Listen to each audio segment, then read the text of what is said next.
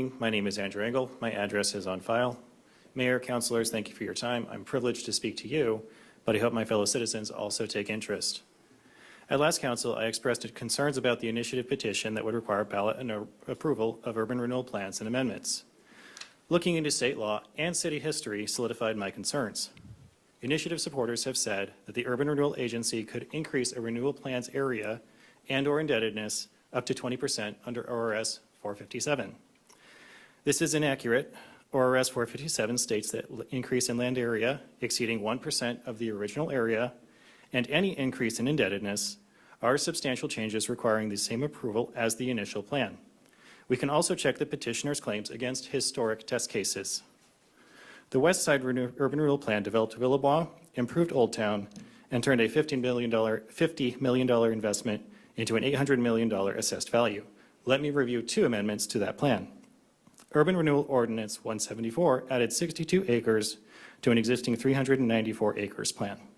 City Council adopted Ordinance 656 in December 2008, approving the addition. This substantial change increased the tax base to keep the plan from stalling under the economic conditions of 2008. Under petitioner's initiative, this would have been on the ballot in 2010, at least a year-and-a-half delay. Urban Renewal Ordinance 253 in October 2014 added $9 million in indebtedness to the $40 million, not inflation adjusted, authorized in 2003.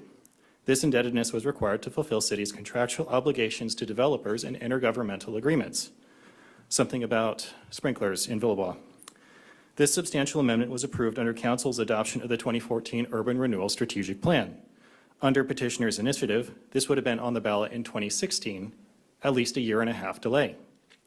Finally, in my research, I enjoyed reading Urban Renewal Resolution 006. This May 1993 change to the year 2000 plan was a substantial change because the original plan allowed acquiring land for a pool, but did not authorize acquiring additional open space for unspecified purposes. The resolution authorized acquiring the site of the Steinbouger Barn and Marassi Plaza, and the timing of the acquisition was driven by when the sellers were ready to sell. Can you imagine not having Marassi Plaza because we had to wait a year for the election to approve the change? These substantial amendments needed council approval and would, under the proposed initiative, need ballot approval. It's reasonable to send initial adoption of an urban renewal plan to a ballot, but it's unworkable to ask voters to constantly micromanage an inherently administrative process. I hope petitioners withdraw their current initiative and propose a properly functional one in its place. Portraying it as benign and simply supporting the status quo is a smokescreen. Thank you.